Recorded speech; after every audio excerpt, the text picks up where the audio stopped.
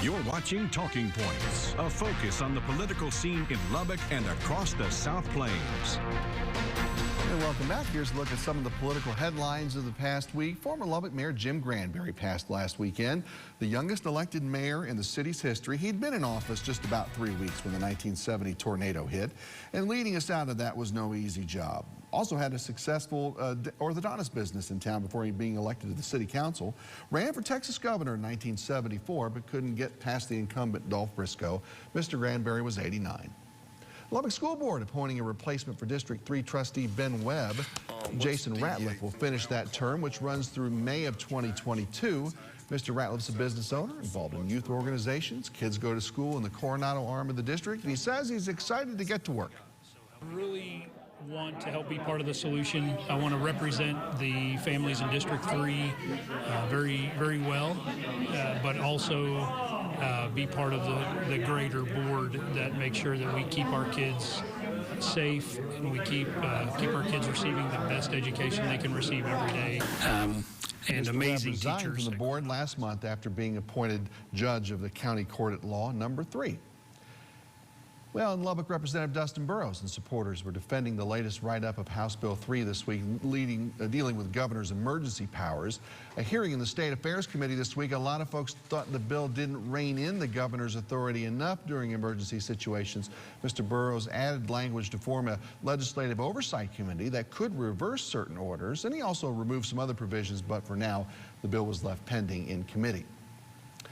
Well, the hearings on reforming the state's power grid leadership and the infrastructure continue at the Capitol, and with that ERCOT switch coming, the Lubbock City Council has told us they're keeping a close eye on what's going on there. Two things seem relatively certain here. One, ERCOT will get straightened out this time, and two, Lubbock will make the move to the ERCOT grid. But Mayor Dan Pope talked about this with our Jody Barr recently, and listen to the answer to this first question, which at least hints at the possibility of a delay at that ERCOT transfer away from Southwest Power Pool. That and more now for 5 good minutes. Do you have confidence that ERCOT, by the time the city of Lubbock is fully on board, that the problems we saw last month in this storm will be taken care of and the people of Lubbock will have reliable electricity? Yeah, so I think that's a big portion, a big part of our decision to go through the final connection. I mean, we've made a big investment. It's not a question of if we're going to join ERCOT. I think it may be a bit more of a question of when. But we have a bridge contract that expires later this year. We're exploring all of our options, but a big portion, a big part of that decision is ensuring that the reliability is in place. The pricing side of it's another discussion. I think there's some folks that got, caught swimming without their trunks on. The lack of hedges and some of the things that seem to me to be pretty much what we, from running our electric utility, seem to be pretty much something we do every day. We'll leave that aside, but I do believe that the reliability is paramount. This is a solvable problem. Jody, you're working on this. You remember the polar vortex in 11, or you've read about it. The reports that came out of that, whether it be the FERC and NERC report from the feds or the one that came out of, was reviewing the State Affairs Committee report this weekend. And they both really got to the same point. Some of the same things we're talking about today.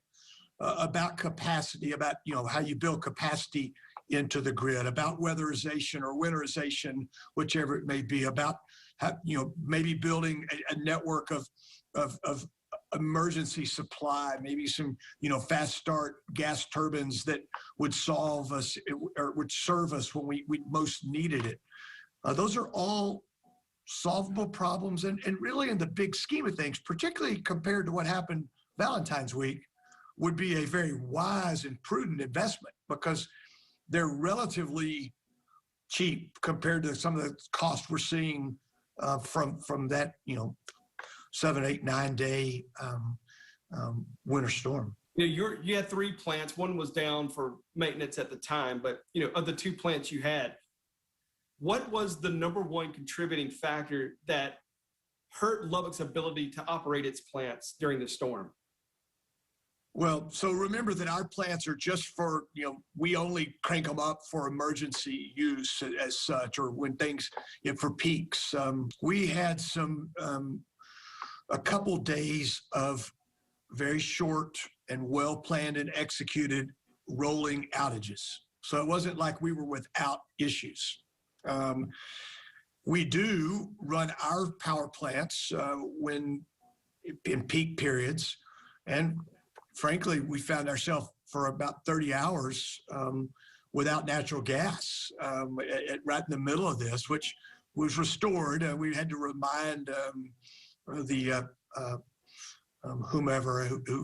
turned that off. I don't know if it was the pipeline company or the natural gas provider, and in no uncertain terms that they don't have the ability to do that. And so yeah, we learned a lot during that week. I mean, you guys are coming in now. You're too far down the road probably to make a U-turn.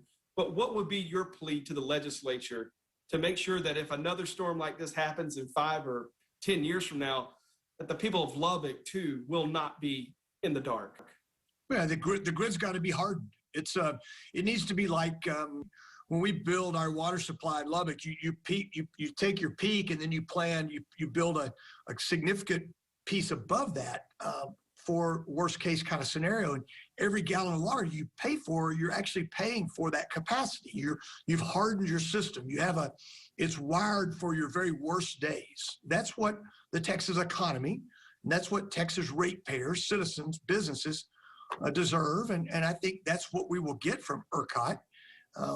It's a function of taking a real entrepreneurial grid, which I love the market side of ERCOT. I think there's a lot to be said for that.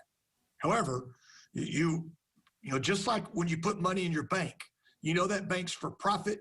That bank is got shareholders, and just like the way the world works, and from a capitalist economy, but you have some feeling of safety and soundness. That bank is well capitalized. Well, the grid, and it's because there's some oversight. There needs to be oversight with ERCOT to make certain that we have that reliability. And so sounds like I'm probably preaching to the choir, but that is a fundamental and relatively basic concept that we're looking forward to making certain that's in place.